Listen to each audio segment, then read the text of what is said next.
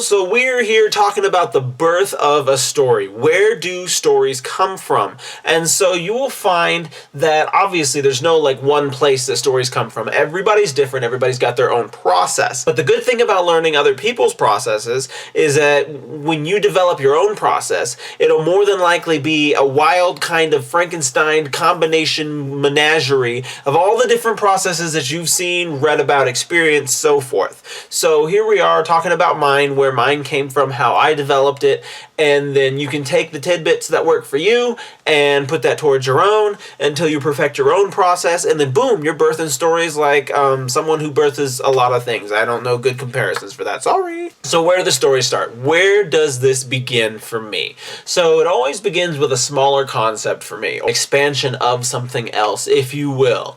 And so my first ever story was kind of inspired by like two things. It was inspired by like a dream that I had and Riverdale. I was watching Riverdale at the time. I'll confess that crazy wacky show where things happen and you're just like, Anyway, I find it entertaining. So my first story was like two things of that nature, and like what I liked was the character dynamics from Riverdale, and the dream that I had kind of set up this sci-fi world is ending, no hope in sight kind of environment.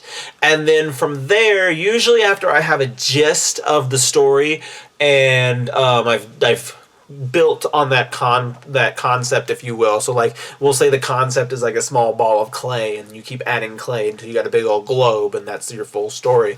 So at any rate, we got our small concept and I've expanded upon it. I know where I want it to go. I know where it needs to go. And it's usually right around there that I start making my characters. I know a lot of people really like making characters. That is their favorite part of storytelling, and that's absolutely fine. But you got to be careful about getting caught in a rut of doing nothing except for developing your characters. So a lot of people will they'll make up 200 some odd characters and never actually put them in a story. And they'll just be like, I've got all these characters, I've made all these characters, but they don't do anything. And so that's a good way to avoid that, is to start with the story first. The story doesn't have to be fully fleshed out, but I like to get mine, at least the main bullet points are done. I know starting to ending where I'm headed, and then I add the characters from there, and then I can kind of make adjustments and intermingle with the plot, with the characters and their needs and all of those things. And then once I have the plot pretty well fleshed out, I got my main characters figured out, then I'm ready to write at that point. The writing process for everybody is different. People are pantsers, some people are planters, some people are a little bit of both. I have found that I'm a little bit of both.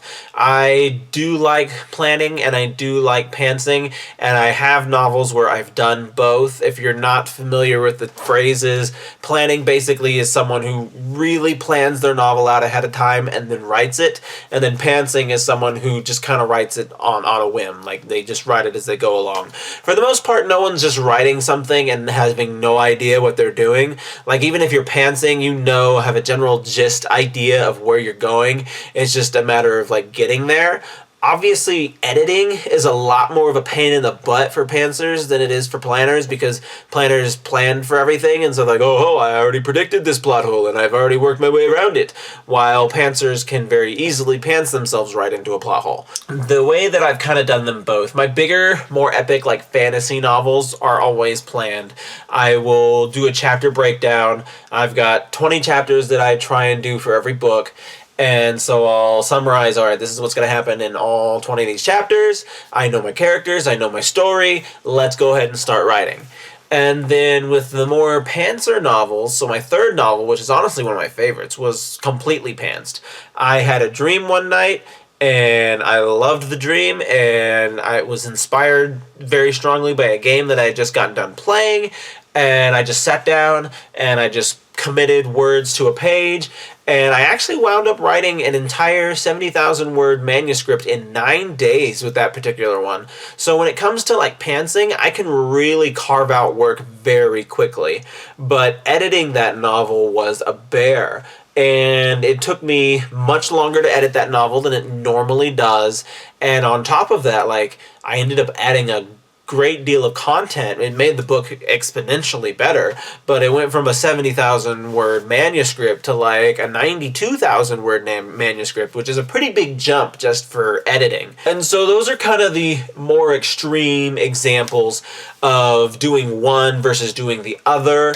There is kind of that hybrid method where you do plan. Maybe you don't plan out every chapter, but you've got your big story beats. You know what needs to happen and who needs to be where, when.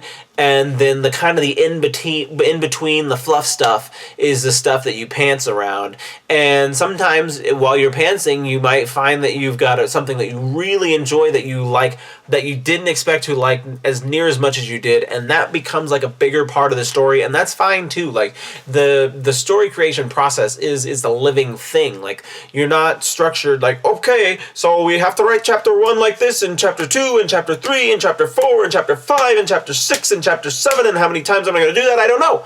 But anyway, no, it doesn't need to be that way. You can pants, you can plot, you can do both. You can do whatever floats your boat, but I am sharing with how I do my work. So as I've said before, you can take from me, and you can take from them, and you can take from him and her and whoever, and you take all their stuff and you find your own method and you find what works with you. And that is what is most important, is finding a method that works for you.